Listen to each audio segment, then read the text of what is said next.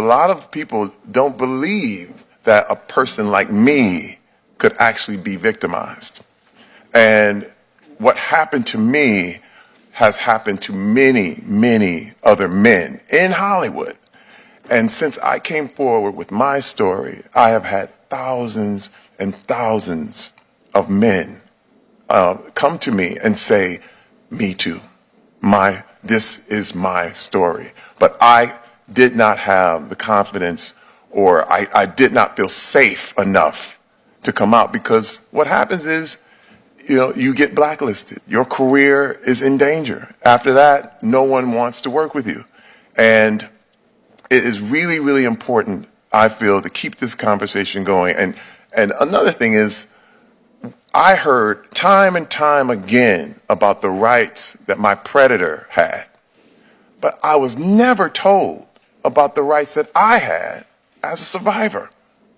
And that was the wake-up call that I knew I had to be a part of what's happening here today in regards to the Sexual Assault Survivors Bill of Rights, because now, if you know what you can do, you can actually do something about it.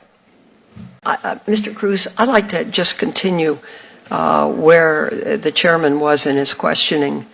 So this happened to you at an event. Was it a single instance, or were there more instances? Who did you talk to about it? What kind of advice did you seek? Did you hide it? Because you're very overt, you're very direct, and I wonder if that was you at the time, or this is a new you. Thank you for your question, Senator. I was very vocal immediately. I was at an event with my wife, and what happened was the person who did this was he was the head of the motion picture department at my own agency. I don't know what was going on in his head. He actually did it twice in the same night in front of my wife. He says he was drunk. He said he was he wasn't himself. And I immediately, the first reaction was to be violent. And I immediately held back. Why weren't you? You're a big, powerful man. Why didn't you? Senator, as a black man in America, say it as it is. I think it's important. You only have a few shots at success. You only have a few chances to make yourself a viable member of the community. I'm from Flint, Michigan. I have seen many, many young black men who were provoked into violence, and they were in prison, or they were killed, and they're not here. My wife, for years, prepared me. She said, if you ever get goaded, if you ever get prodded, if you ever have anyone try to push you into any kind of situation, don't do it. Don't be violent. And she trained me. I'll be honest with you. It was the strength of my wife who trained me and told me, if this situation happens, let's leave. And the training worked.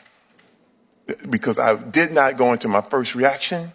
I grabbed her hand, we left. But the next day, I went right to the agency. And I have texts, I have phone conversations, and I said, this is unacceptable. And I told them how, I almost got violent, but I didn't. And I said, what are you going to do about this predator that you have roaming your hallways?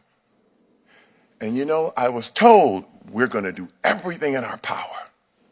We are going to handle this, Terry. You're right. It is unacceptable. And then they disappeared. Nothing happened. Did you go back again? Did you talk to them again?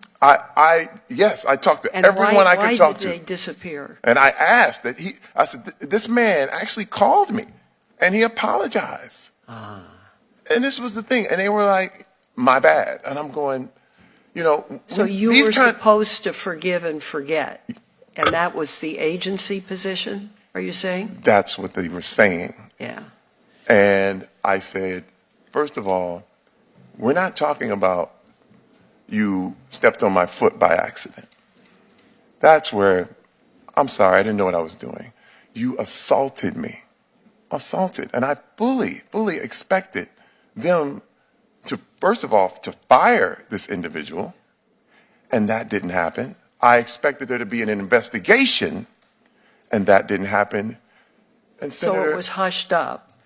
Senator, and I have to tell shoved you, under the rug. it was hushed up. And in the culture at that time, I believe no one would believe me if I went public.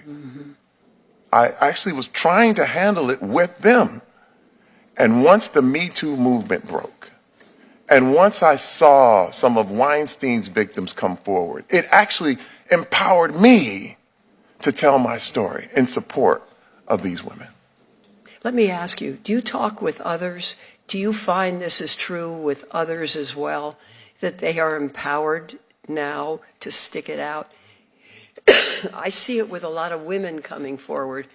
I don't see it with a lot of men coming forward. Well, yes, thank you, Senator, for that question.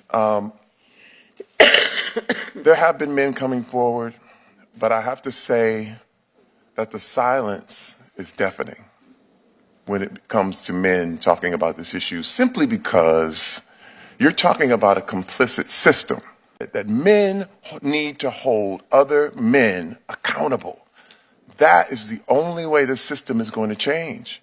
When you see something, when you see this type of behavior, if another man can come up to a man and say, we don't do that, we're not allowing that here, all of a sudden the culture will begin to change. And if I have to be the first one that's going to do it, then let it be. I will be that one. That was Terry Crews, a famous Hollywood actor. I'm pretty sure you've seen him in various action movies. He was giving a testimony before Congress about being assaulted. Apparently, this is a very prevalent problem in Hollywood. Certain predators get into high positions in various companies that run Hollywood. And apparently, they think they can get away with whatever they want. And, of course, some of this movement, Me Too movement, has gone a little bit awry with, some people just piling on that really didn't have such situations like Terry Crews had here, real assaults, But apparently there's a lot of men not talking. There's a lot of men that were probably in a very similar situation to Terry Crews that are not talking. And, of course, there's also victims, much younger victims, too, which I think some of these predators prey on, which is really disgusting. But it's the world we live in these days. In the West, it seems like certain people get into power that are just very evil. It seems like the scum always rises to the top, you know what I mean? As the old saying goes, absolute power corrupts absolutely. And it would be interesting to see if something changed in society, especially in the West. It just seems to be very sick. So many things wrong with America and in Europe these days. It would be nice to see something change for people to return to God and consider what lifestyle they're living and what kind of things they're doing. I thought this was an interesting testimony. I mean, it shows you really what's going on in Hollywood. Sort of a hypocrisy. They come out, pretend like they're all righteous. They want to do good things for society, but full of hypocrisy. You have these people behind closed doors doing very evil things to other people. Those in high positions doing evil, even to people you would ever expect for it to happen to, like someone like Terry Crews. A pretty huge Hollywood actor. You would think nothing would ever happen to him like this, but as you can see, it did. So it can show you that even those that you would think would be untouchable, very much can be also abused, or something bad can happen to them. At any rate, let me know what you guys think in the comments section below, and thanks for watching.